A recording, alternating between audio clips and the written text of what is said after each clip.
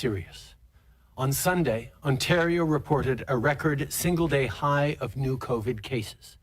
And not just in Ontario, but in many parts of the country, ICU beds in hospitals are filling up. And the patients in them are younger and younger. This is not the place anyone wanted to be right now. Because when hospitals fill up, it puts pressure on nurses, doctors, and all healthcare workers. And it means that operations or treatments have to be canceled or postponed, like for people who are waiting for cancer surgery. We're not out of the woods yet with this virus. Everyone is working around the clock to get as many Canadians vaccinated as quickly as possible. But right now, more contagious and dangerous variants are spreading and threatening the progress we've made. Even with millions of Canadians already having received their first dose, we need to keep doing what we know works to stop the spread of the virus.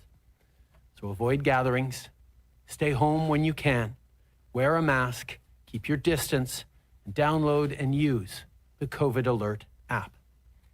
We know what it takes to stop this wave. We know how to get out of it. We've done it before. We just need to hang in there, be careful, and protect our loved ones, protect our essential workers, do the right thing so we can get to a summer that is better than right now. Today, I also want to address teachers, parents, and kids across the country. Yesterday, Premier Ford announced that schools will close in-person learning indefinitely as cases of COVID-19 rise sharply in Ontario. And we know that other provinces are watching the situation in their schools, too. I know this isn't easy. So to teachers, parents, and kids, thank you for your efforts once again. You are stepping up in incredible ways, and I know it's tough. Nobody wants to go back to online learning. Nobody wants to be stuck at home.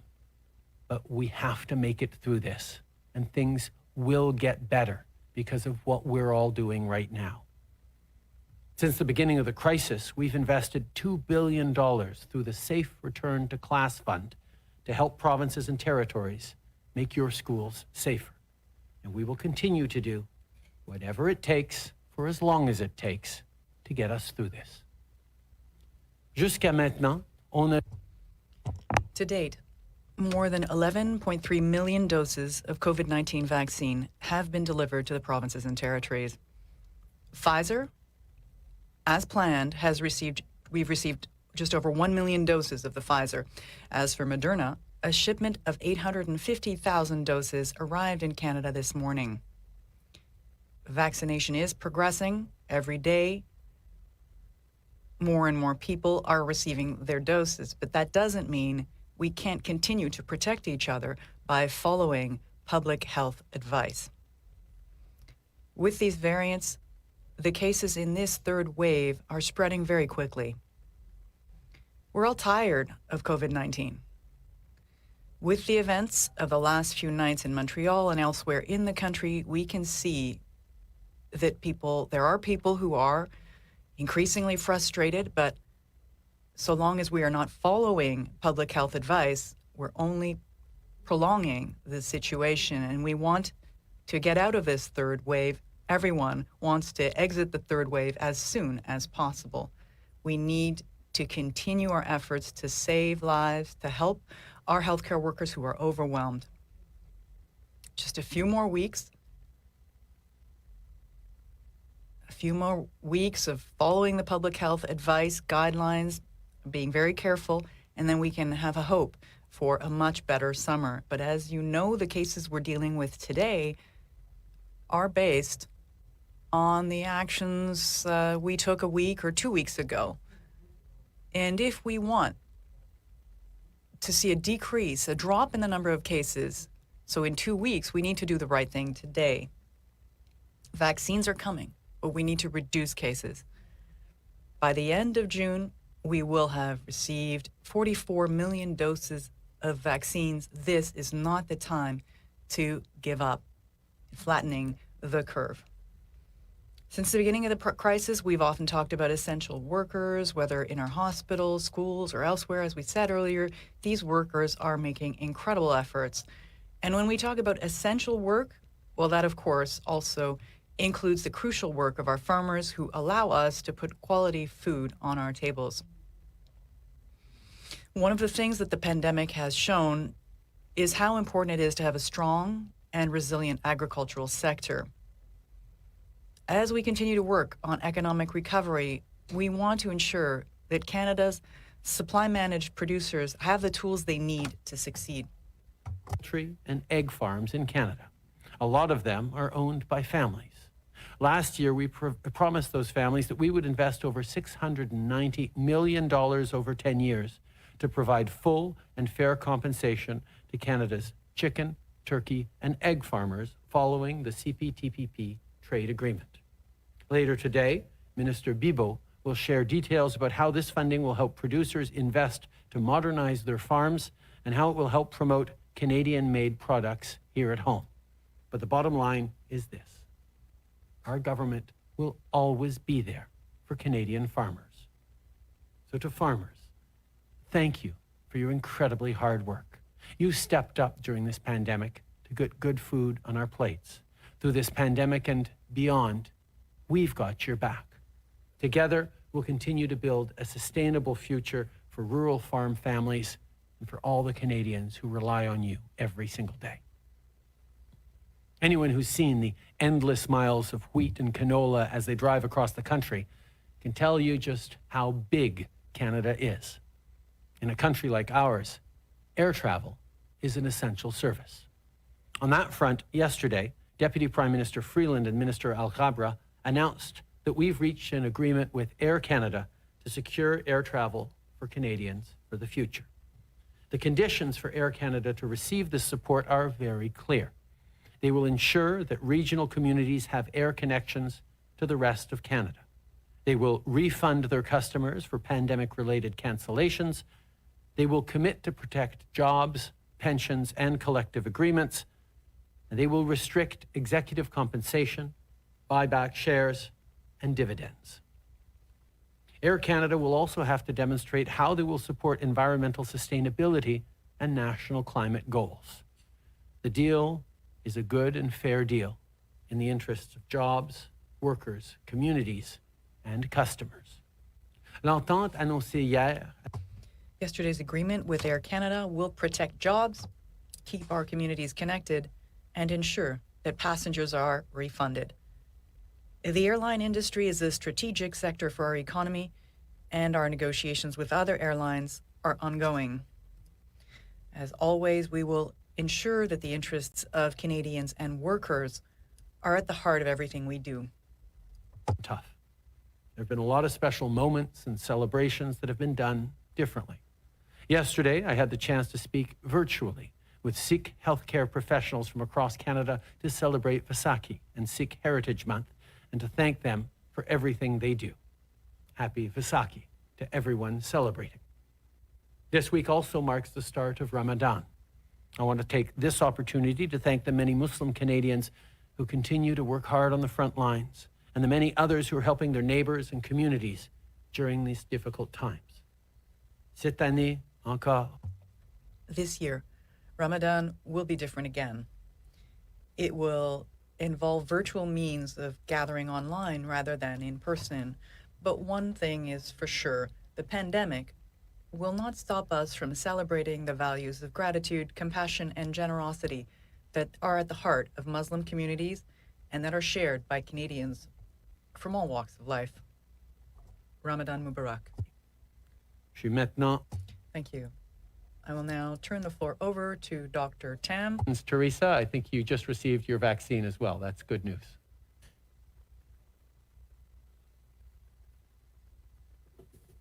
Bonjour à toutes et à tous.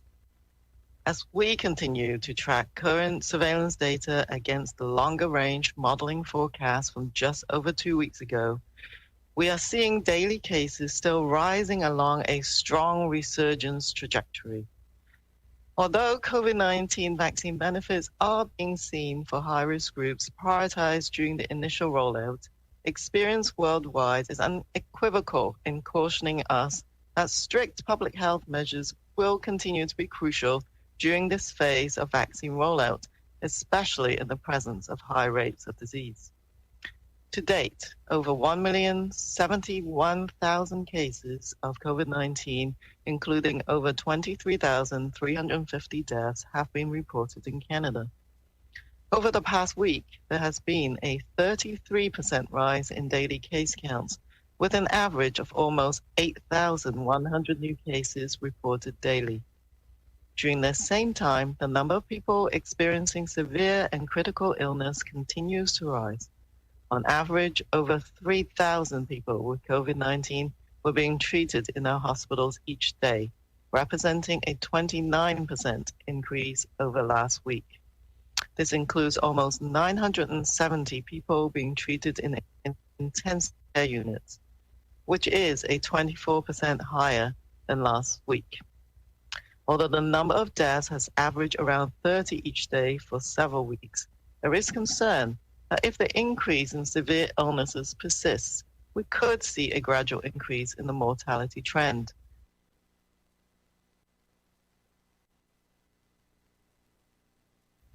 With today's average at 34 deaths daily over the past week. There are almost 36,000 variants of concern cases reporting to date across Canada, with the B117 variant accounting for over 96% of these. These trends are discouraging, but they reinforce why we must strengthen precautions to bring this variant of concern-driven resurgence under control quickly. This is the third big push, and we're all tired, but the benefits of applying our strongest collective effort by following public health advice and strictly maintaining individual precautions could not be greater. This push will enable us to focus more capacity towards vaccine rollout. Two great examples of this unified effort I will highlight today are from Nova Scotia. We have recently learned of a vaccine clinic organized for Black Nova Scotians in the Hammonds Plains community, just outside of Halifax. The clinic was held at the historic Emmanuel Baptist Church, which has long been an important fixture in the community. Coming together in solidarity to receive COVID-19 vaccines is a testimony to the community's perseverance and commitment to ensuring people feel culturally safe in the vaccination process.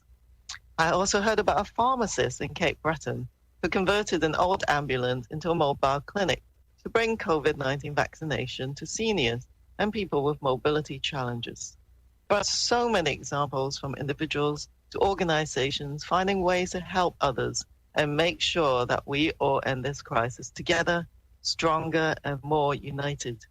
Finally, on our current trajectory, it might seem premature to think of the days when restrictions will ease and social and economic activities will resume. But if we want to take forward the things we've learned about the importance of family, community, and equity, about how we supported each other, adapted, and innovated, we must commit to acting thoughtfully, clear in the view of what we want to take forward. The end of this crisis will be a time of great change. Let's not race towards the finish and risk stumbling along the way. Let's make every step count by continuing at pace together. Thank you. Bonjour à toutes et à tous. Alors que nous... Good day, everyone. As we continue to track current surveillance data against the longer-range modeling forecast from just over 2 weeks ago, we are seeing daily cases still rising along a strong resurgence trajectory. Although COVID-19 vaccine benefits are being seen for high-risk groups prioritized during the initial rollout, experience worldwide is unequivocal in cautioning us that strict public health measures will continue to be crucial during this phase of vaccine rollout, especially in the presence of high rates of disease. To date, over 1,071,000 cases of COVID-19, including over 23,350 deaths, have been reported in Canada. Over the past week, there has been a 33% rise in daily case counts, with an average of almost 8,100 new cases reported daily. During the same time, the number of people experiencing severe and critical illness continues to rise. On average, over 3,000 people with COVID-19 were being treated in our hospitals each day, representing a 29% increase over last week. This includes almost 970 people being treated in intensive care units, which is 24% higher than last week. Although the number of deaths has averaged around 30 each day for several weeks, there is a concern that if the increase in severe illnesses persists, we could see a gradual increase in the mortality trend. So today's average at 34 deaths daily over the past week. There are almost 36,000 variant of concern cases reported to date across Canada, with the B117 variant accounting for over 96% of these. These trends are discouraging, but they reinforce why we must strengthen precautions to bring this variant of concern-driven resurgence under control quickly. This is the third big push, and we're all tired, but the benefits of applying our strongest collective effort by following public health advice and strictly maintaining individual precautions could not be greater. This push will enable us to focus more capacity towards vaccine rollout. Two great examples of this unified effort I will highlight today are from Nova Scotia. We have recently learned of a vaccine clinic organized for Black Nova Scotians in the Hammonds Plains community just outside of Halifax. The clinic was held at the historic Emmanuel Baptist Church, which has long been an important fixture in the community. Coming together in solidarity to receive COVID-19 vaccines is a testimony to the community's perseverance and commitment to ensuring people feel culturally safe in the vaccination process. I also heard about a pharmacist in Cape Breton who converted an old ambulance into a mobile clinic to bring COVID-19 vaccination to seniors and people with mobility challenges. There are so many examples, from individuals to organizations, finding ways to help others and make sure that we all end this crisis together, stronger and more united.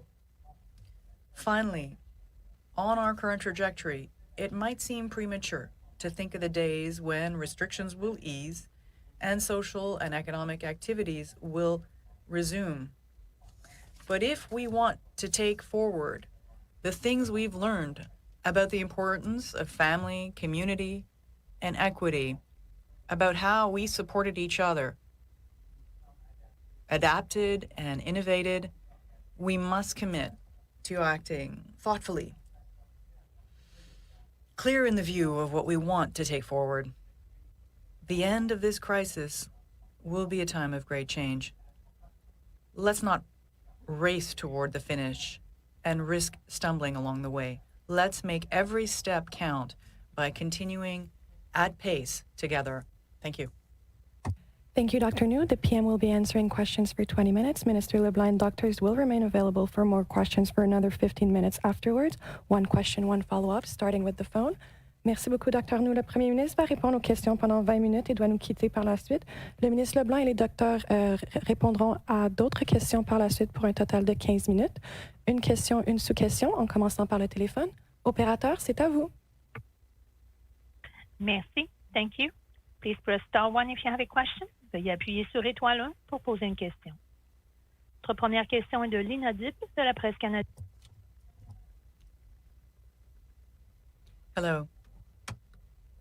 I'd like to know whether the most recent Johnson & Johnson vaccine developments have any effect on our intent to still receive those doses that we are expecting, or would we postpone?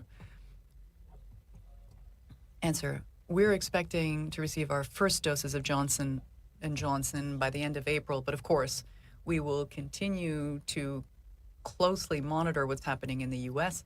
with their experience.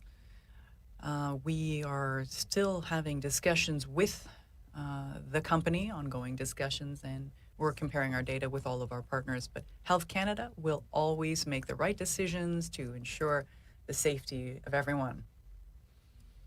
This is also an example of why it's a good thing that we have such a variety of contracts with so many different contracts with such a variety of companies. Even without the Johnson & Johnson vaccine, we'll have more than 44 million doses by the end of June.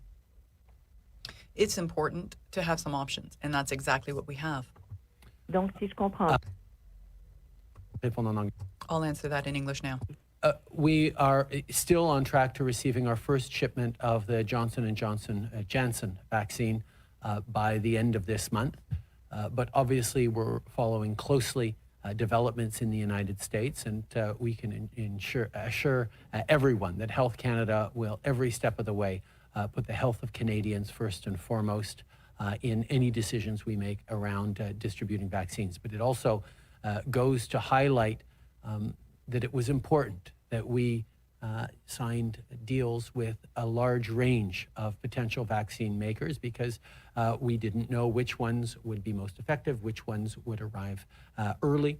That's why Canadians are well served, and even without the Johnson & Johnson vaccine, we are going to be receiving over 44 million doses by the end of June. En suivi, Lina? A follow-up, Lena? Thank you. Question. Too bad Minister Anand is not here, but from what I gather, we won't change the contract. We will still be purchasing those millions of doses of Johnson & Johnson and then deciding after the fact whether or not they will be administered if there's a problem. Answer. We've signed contracts with 7 companies throughout the world. That's something we did last year precisely to make sure that regardless of the company actually delivering the best vaccine or an effective vaccine quickly, we would be in a good position either way. So yes, we have a contract. We have purchased doses from Johnson & Johnson, and we hope these will be doses we can use to protect Canadians from COVID-19. But we will be making those decisions based on recommendations from Health Canada, based on what they will conclude on the basis of what they're seeing the world over. Merci. Our next question is from Ryan Tumulty from the National Post. Please go ahead. À vous la parole. Yeah, good morning, sir. I'm wondering, obviously with the benefit of hindsight, but, we're in the middle of this third wave now, and vaccines wouldn't solve it, but they certainly do some way to help address its impact. Is there anything about our vaccine procurement approach as a country that you, in retrospect, now think was a mistake, or where you would have liked to have acted earlier? No, not in terms of our vaccine rollout. Obviously, we worked extremely hard from last summer onwards to sign many different contracts with different potential vaccine makers around the world. And we were among the first countries to start getting approved vaccines into arms back in December. We've seen various vaccine companies challenged with development or manufacturing issues. But in general, the vaccines have been arriving in Canada in steadily increasing numbers. And I think it's important to remember that vaccination alone, even being well advanced in vaccinations, doesn't necessarily lead to an ability to ease public restrictions. Just look at the case of the UK, where they obviously have a higher rate of vaccination than we have, but they also have significant restrictions and have kept them in place for quite a long time. What we need in order to ease restrictions in this country as we get closer to the summer is both for more people to get vaccinated and for the caseloads to go down across the country. Those are the two things we need to make sure happens. And restricting caseloads or reducing caseloads has to do with following public health advice, restricting our movement, limiting gatherings, wearing a mask, washing your hands, doing all those things that we know will reduce the number of cases around the country because we've succeeded in doing it before in the second wave and way back in the first wave as well. Following up, Ryan? Yeah, sir.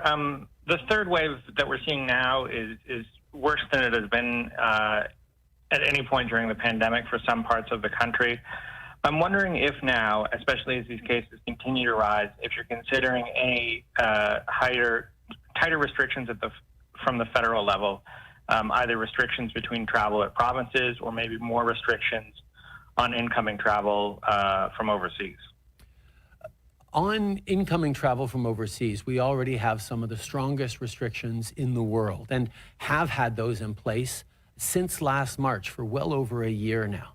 The 2-week mandatory quarantine on essential travelers, the limits on non-essential travel, now the testing, the pre-boarding testing, the on-arrival testing, the mandatory quarantine while we're waiting for the results of the tests, and the 2-week quarantine in a safe situation at home are all things that have meant extremely limited importation of the virus from overseas. Unfortunately, we're still getting a lot of transmission inside the country. And that is something that we need to continue to monitor. But that's not something that the federal government needs to step up on. The extraordinarily successful example of the Atlantic bubble, for example, was done without the federal government dictating to the Atlantic provinces that they needed to do this. They made that decision on their own, and it was the right one. And of course, as a federal government, we supported them. Similar things for the Northern Territories. We are there to support the provinces as they make difficult decisions on restrictions. And part of why we're making those decisions easier is by providing unprecedented supports for small businesses, for workers, for families, for seniors, for young people, to make sure that people can stay home and stay safe if it's at all possible, to keep those essential workers safer. Merci. Opératrice, une dernière question au téléphone, s'il vous plaît. Thank you. Notre prochaine question. Last question, Marie Vastel du Devoir, over the phone. Yes, actually, I had a question about the Johnson & Johnson vaccine and the use that was suspended of this vaccine in the U.S. I actually would like to get some specifics from Dr. Tam on this one.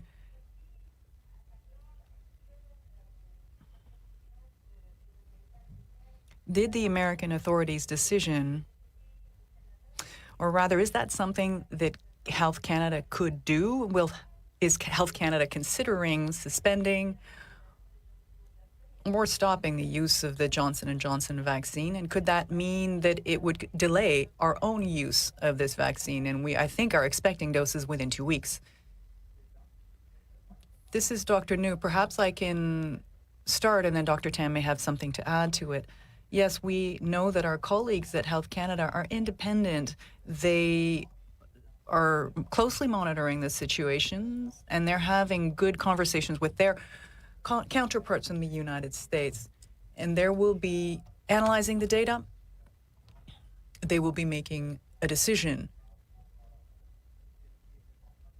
as to what matters in the Canadian context. So they're currently working on this, and it's not up to us at the Canada Public Health Agency to comment on the work of Health Canada.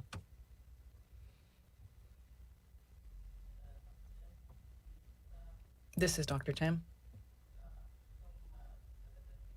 As you've seen, Health Canada has a very rigorous process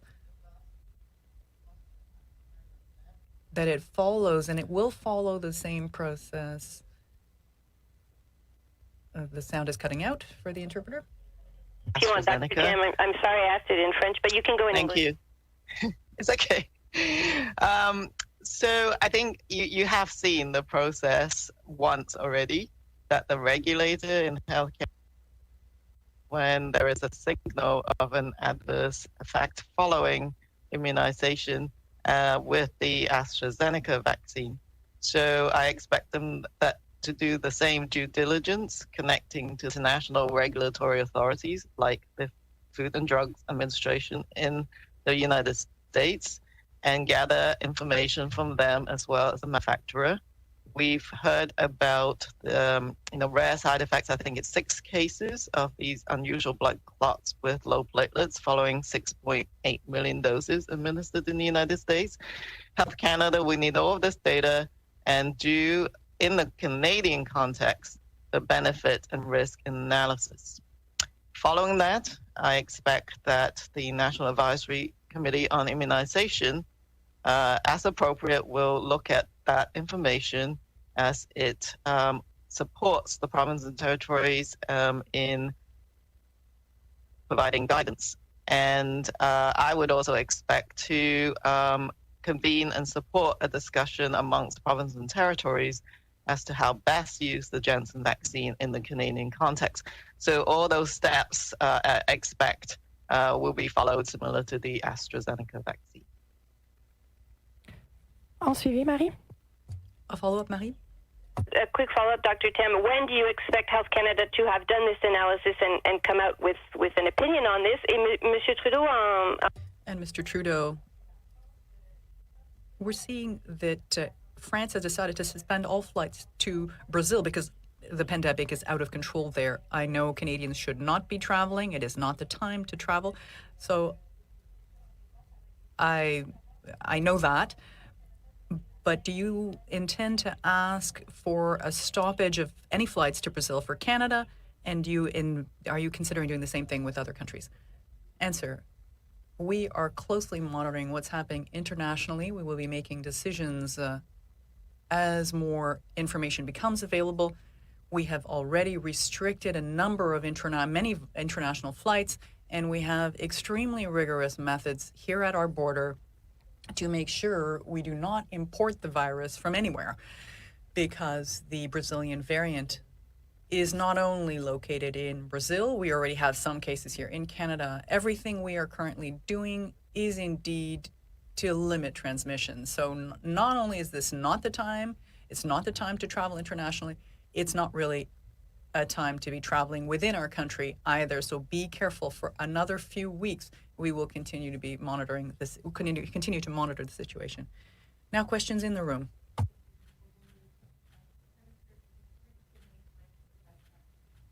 That's available. I'm wondering what you say to Canadians who are at a higher risk of blood clots or who have other complications that may prevent them from getting vaccinated. Is that still the right messaging around vaccine hesitancy when many Canadians have legitimate questions about in the face of conflicting information? Medical professionals, whether it's your family doctor, whether it's your pharmacist, whether it's the National Guidelines Committee, NACI, are making recommendations around which vaccines are right for which people. That means that gets translated into whichever vaccine you are offered is going to be the right one for you.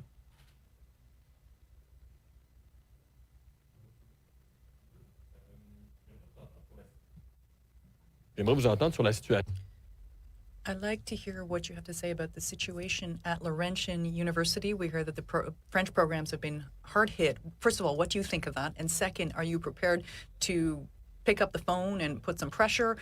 Are you prepared to provide some financial support to get those programs back up and running? Answer, we are very concerned by the situation at Laurentian University. The Francophone community in Ontario, rightly so, has every reason to be very proud of this post-secondary, the Francophone post-secondary institutions throughout the province, and we will be closely monitoring what's happening there. I can assure you that Minister Joly is in contact with her counterpart within the Ontario government to see what their plan is to protect this important institution. And yes, the federal government will be there to provide support, but it's up to the province to establish the process. We will be there, as we've been there with respect to the Francophone University in Ontario a few years ago. We'll be there. Very concerned with what has happened, the reports of what is going on at Laurentian University. Our Francophone institutions, particularly for minority communities like Franco-Ontarians, are extremely important that we protect. I can assure you that Minister Joly, the Minister of Official Languages, has reached out to her counterpart in the Ford government, in the Ontario government, to see what their plan is to support and protect this institution. The federal government will be there to support, but it is a provincial jurisdiction, and therefore they need to figure out what the plan is, and we will be there to support because we know how important it is to protect official language minorities across the country. J'aimerais vous entendre. I'd like to hear what you have to say about the Formula One Grand Prix in Montreal, about the actual event being held, but then the provincial governments are asking for $6 million in compensation or support. Are you open to providing this support? Tourism industry has been hard hit. I'd like to hear about what you have to say to this. Answer. I know that discussions are underway right now, but at every step in the process, our focus will be on the health of Canadians, and we'll be making decisions on that basis. Question inaudible in the room? The discussions are ongoing, and we'll see what we can do to protect the health of Canadians. Thank you. Next question. And Prime Minister, this weekend, your party overwhelmingly endorsed the idea of implementing a universal basic income. Today, you're meeting with the leaders of the NDP and the Green parties, who also both strongly support that idea. You seem less enthusiastic yourself. Can you clarify your position on this? And as you bring in the federal budget, are you going to take the first steps, or is it something you're going to push off to your next mandate? I know people are eager to find out what's in the budget, but they're going to have to wait until next Monday for us to put forward an ambitious budget for this country that is going to be focused on jobs and growth and building back better, even as we get through these hopefully final stages of the pandemic. I was incredibly pleased to see Liberals gathering virtually from across the country to talk about what building back better looks like, how we can create good jobs and growth, protect the environment, and support the most vulnerable around the country that we've seen have been particularly hard hit by the pandemic. The Liberal Party conventions have been a source of ideas and initiatives that often have made it into platforms and into policy by the Liberal government. I can think of same-sex marriage. I can think of a range of issues that have been brought forward, and we will continue to listen to the grassroots and value their encouragements to continue pursuing various policy options. The things that we've done for the most vulnerable Canadians, whether it's been supporting the middle class and people working hard to join it with things like the Canada Child Benefit, support for seniors by increasing the guaranteed income supplement, reducing taxes on the middle class and raising them the wealthiest 1%, are all things designed to make sure that everyone has a real and fair shot to succeed. And that's exactly what we're going to continue to work on as a party. Prochaine question. Hi, David Thurton, CBC News. Prime Minister, you had a lot to say about all the work that your government has been doing during this pandemic to provide benefits for Canadians. But the Bloc and even the NDP is saying that you wouldn't have been so generous had it not been for them pushing you, and that you would have done the minimum to help Canadians. Do you agree with that? It is the role of political parties to try and make themselves look as good as they can. And as relevant as they can. It is the role of a government to be there to support Canadians. And I made a very straightforward promise at the beginning of this pandemic that we would have people's backs, that we would be there for Canadians as much as it took, for as long as it took to get through this pandemic. Not just because it's the right thing to do morally to be there for each other, but also because it is the smart thing to do to ensure that our economy can come roaring back as quickly as possible after this pandemic. And this is about us as a government being true to the values and the principles that we have led with over the past 5 years. Whether it was the very first thing we did was lower taxes for the middle class and raise them on the wealthiest 1%. Whether it was the fact that we moved forward with the Canada Child Benefit that lifted hundreds of thousands of kids out of poverty, has made a huge difference in the lives of Canadians. The NDP voted against the Canada Child Benefit. We've continued to move forward on lifting seniors out of poverty. We lifted over 1 million Canadians out of poverty in the first 5 years of our government, at the same time as we created 1 million jobs. The focus we have as a government is on growing the economy and creating opportunities for Canadians, but we know the best way to do that is to make sure that those opportunities are there for everyone. So I'm always happy to see the NDP, the Bloc, and the Greens and others supporting the strong measures that we're putting forward. I'm always happy to disagree with the Conservatives when they say that we should have done less for people and more for businesses, because investing in people is something that has demonstrated positive results, not just for Canadians across the country, but for our economy as well, before this pandemic and through this pandemic. We'll take one last question on the phone. On the floor, please. Hi, Prime Minister. Chris Reynolds, Canadian Press. Bill C-19, the legislation that would amend the Canada Elections Act to allow a federal election to play out safely and smoothly during a pandemic. This bill has not yet passed second reading in the House of Commons. I'm wondering if you will commit here today to not ask to dissolve Parliament until that legislation is passed, or otherwise trigger an election. As I've said many times, our priority as a government is being there to support Canadians, being there to give them the supports that they need to get through this. Great example of that is the fall economic statement that put forward significant measures to support Canadian families and workers through this difficult time.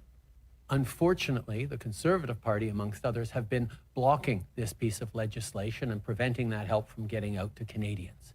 That's really disappointing. We need to have a government and a parliament that functions to deliver the supports to Canadians they have, not to have parties play political games. So we're going to stay focused on making sure that Parliament is working for Canadians. And part of that is ensuring that we do move forward on important initiatives like the C-19, the Pandemic Safe Elections Act, which would allow for a federal election to be safer in a pandemic situation. Obviously, nobody wants to have an election right now. Certainly we do not. But I think it is simply responsible to make sure that parties have the choice, for example, to vote against the budget we're putting forward next week and not feel threatened that democracy is so fragile that we can't have an election because they would be putting Canadians at risk. That's why we're disappointed that even though we've brought forward, I think 5 different times, if not more, the Elections Act for debate, it hasn't been able to move forward. We hope that parties are going to put aside their political differences and allow debate and discussion to happen at committee on the Elections Act, because we need to have a parliament that functions. But first and foremost, we need to be delivering for Canadians as we're in this third wave, and we're going to do everything we need to get Canadians the support they have to have while we bring forward a budget, while we move forward on direct supports for Canadians.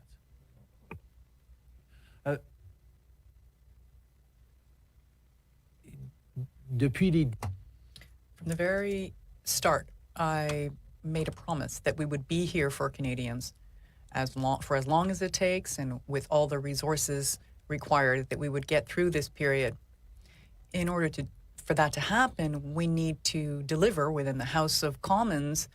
We have to deliver on our promises within the House of Commons, promises to Canadians. Unfortunately, the fall economic update has been stalled numerous times by the Conservative Party that is blocking support to Canadians. It is disappointing that they should be playing political games with such important issues for Canadians. Our priority is to make sure that we are here to support Canadians. The other political parties are playing political games from time to time. That is how it happens. That's democracy. But when the time comes to actually help people, to ensure that elections that nobody wants, but elections that could be triggered in a democracy, having that be as safe as possible. Well, I certainly hope other political parties will support the passage of this bill so that if there were to be elections during a pandemic, these elections would be safer for Canadians. Thank you, Prime Minister. This is all the time you have today with us. Thank you. Oh my God. Where do you begin with this stuff, man? On va maintenant retourner au téléphone. Now. It's just unbelievable. Oh, my hope is gone, kids. My hope is fading for humanity that just gets in line and trottles off, waddles off, saunders off to the slaughterhouse. My channels are getting terminated almost as fast as I can create new ones. If you're watching on Facebook, I will not be here much longer. I'm on my 3rd Twitter account, my 5th and 6th YouTube channels, and it's only a matter of time until it all comes down, and I'm gone forever. Meanwhile, this man right here can continue to spread fear and misinformation on the death rate and the impact of COVID on society. It's negligible. Look at the death rates. If you're watching on YouTube, this is my brand new channel called You've Been Duped. Don't worry. It has no subs or much content yet, but it does give me a platform to broadcast live. It'll be here for a little while because it has no strikes on it. Bruce Borland is bored and misinformed, and he just is addicted to my feed. I don't know why these people that hate my comments so much and are addicted to coming back and talking trash and never bringing anything meaningful as far as facts or a solid debate. I am all for debate, but just bring some facts. You don't need name calling. How good is that? Anyway, Justin Trudeau comes out and lies to Canadians again. This was basically a test run for the new YouTube account, and it looks like my DLive is down for the moment. Not sure exactly why, but Twitch is still working. Periscope, strangely enough, was supposed to die at the end of the month. It's still working. And my original account on Twitter, at Jim Fannon, that was terminated by lefty wacko activists after they sent the mob to, mass complain about my tweets, still has an active Periscope account. And even though the Periscope was supposed to die at the end of the month, it's still streaming. And weird that the Periscope account is still active at Jim Fannon. I'm approaching 25,000 hearts on my Periscope account. That's pretty cool. Also, if you are commenting on my public posts, please know, I shouldn't have to tell you this, but please know that your comments are also public. Do you get it? And I'm not one that sends the mob for anyone. I never have. But if you get a reaction to something that you've posted on a public post of mine, remember, your posts are public and people will comment. It's not my fault that you're a moron. Trew.Tube is almost done. Soon, you will have no content out here other than just clips pointing back to Trew.Tube, where I will be behind a paywall and I can say whatever the heck I want, and a place to put my content where it'll be out of the hands of censors. So I will not be getting shut down any further. Check out the feed for where you can find me or support me. Usually in the feed, I come out and say, find me on social media for now. Facebook, Twitter, YouTube, Gab, MeWe, Instagram, LinkedIn, TikTok, Telegram, Parler, Clubhouse, Signal. And at PayPal, if you want to contribute, it's realestate@teamniagara.ca. And if you want to become a Patreon, I have 2 now. I didn't know that you had to actually publish your page before you could get Patreon. So for a year at this account, I've been promoting it. And, well, nobody came and joined until 2 weeks ago. Now I have 2. Patreon.com/free speech is the Jim Fannon Show's page. If you want to become a Patreon or a monthly contributor, go do it. And then soon we will be broadcasting live from behind the paywall at Trew.Tube. Trew.Tube is up and running. .tube is the suffix. It's not a .com, it's a .tube. TREW. Trew.Tube. T-U-B-E. Not T-O-O-B-E. E. All right. Today is Tuesday. I might be back, but I'll definitely be back tomorrow for my Thursday Night Live Jim Fannon Show. Thursday nights, 7 p.m. EST. This week on Saturday at 1 p.m., I have Tommy Gunn. Tommy Gunn is a musician that's going to play live right here on my show. I'll have him for about an hour. 1 o'clock p.m. EST this Saturday coming up. And Friday, who have I got Friday at 3? Friday at 3, Jeff Dornick's guy, what is it, the Gatekeepers? Oh no, Jessica Fox is commenting again. Please, no. You know when you see those notifications pop up in your feed and you're like, oh no. You know what? I'm trying to read your post and understand, ? This is one of those puzzles from grade 8 math class. If twice as many are shot and killed, then 5% of the population is disproportionate. What? Jessica Fox. Read a book. Stop reading the New York Times, dude.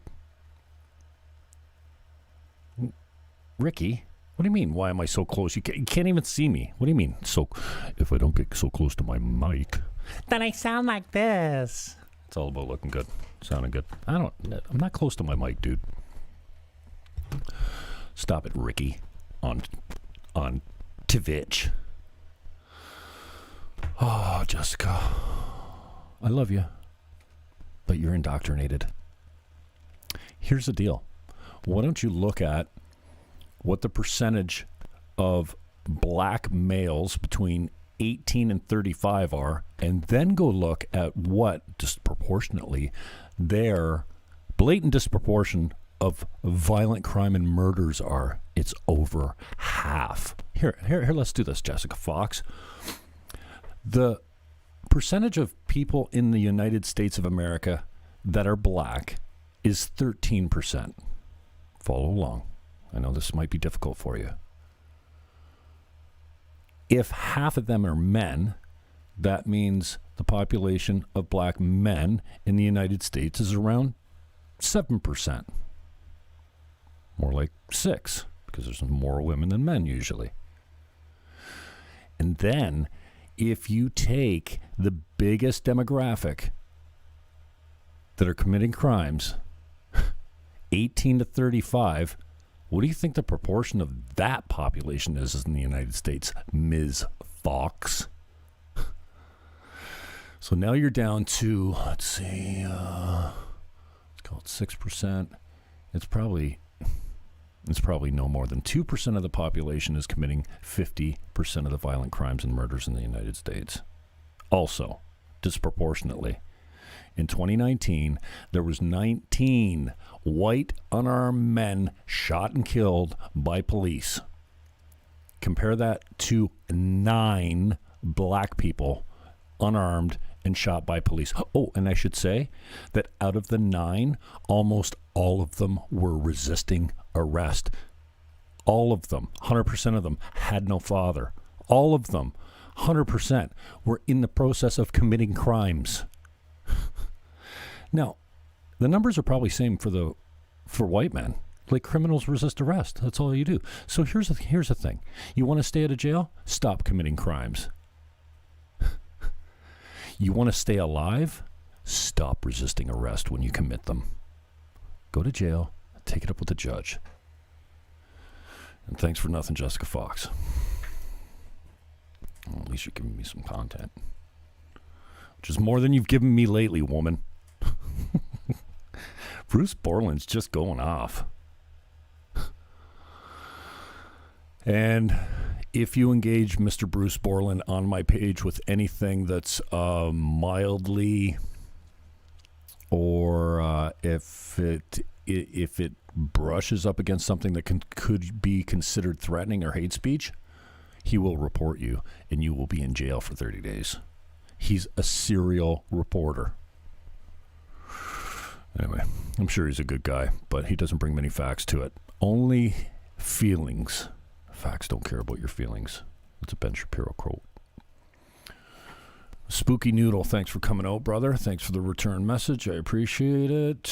John J. Donald, thanks for the comments. DJ, thank you. Kaylee. Tanya Black, my goodness. I have been in a ice water bath since watching your last TikTok video, and it's not working. Goodness gracious. Back up. Give us men a break, would you? Holy cow. Okay, here's my guy on Twitter. Ricky the Great 1.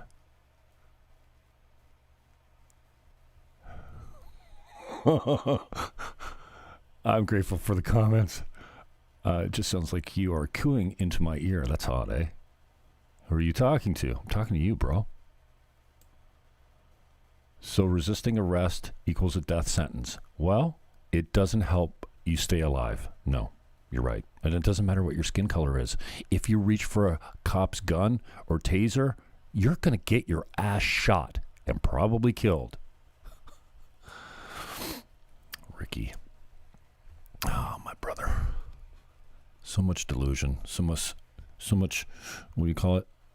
Indoctrination, misinformation, and I get it. Been living with it. Fear for a long time, and it's being sold on the regular, so I can't really blame you. But I would ask you to maybe, pick up a book here and there. Let's see. What's CNN got going today? Oh, Fauci's lying to... It really allows both the FDA and the CDC to further investigate these cases to try and understand some of the mechanisms of what it is, some more details about the history of the individuals who were involved that might shed some light on looking forward, what will happen and what we will do. That's the first thing. The other thing is to make physicians out there aware of this, and there are some clinical implications of that I believe are important. For example, if someone comes in with this really rather rare syndrome of thrombotic thrombocytopenia, where you get thromboses, and when you have thromboses, the most common way to treat that is with heparin. That would be a mistake in this situation because it could be dangerous and make the situation much worse. So there's a clinically relevant reason why you want to make this known to people. Also, when individuals, particularly younger women, who might come into a physician with a particular thrombotic phenomenon, which is things that happen for other reasons all the time, that we want to alert physicians to take a history of a recent vaccination. That would be important. So the pause not only allows us to take a look at the cases and learn more, but it is also a signal out there to help the physicians. A common question, and I'm sure we'll have a number of questions which Jeff and I will be happy to answer to you, but one of the questions that comes up already rather frequently, does this have anything to do with the efficacy of the vaccine? So we know that there have been 6.85 million doses of J&J distributed in the United States thus far. So someone who maybe had it a month or two ago would say, what does this mean for me? It really doesn't mean anything. You're okay, because if you look at the time frame when this occurs, it's pretty tight from a few days, 6 to 13 days from the time of the vaccination. The next question is one that we're all obviously aware of. What impact is this going to have about people's attitudes about vaccines in general? So you might know that there have been now 120 million people that have received at least one dose of a vaccine. Most of that, subtract the 6.85 million, is in the messenger RNA from Pfizer and from Moderna. There have been no red flag signals from those. So you're talking about tens and tens and tens of millions of people who've received vaccine with no adverse effect. This is a really rare event. If you look at what we know so far, there have been 6 out of the 6.85 million doses, which is less than 1 in a million. So remember, this is something that we always, out of an abundance of caution, as Jeff said, to give us a time to take a good look at it and see if we can get further information. So I'll stop there, Jeff, and we could obviously take some questions.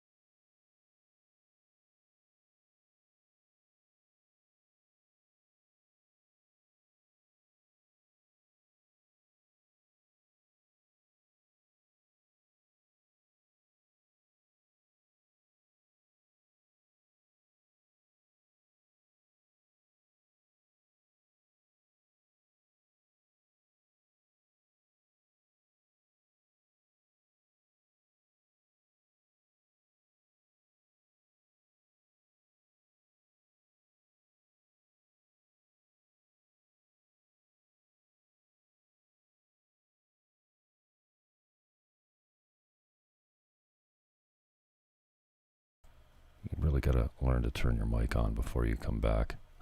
What a dork.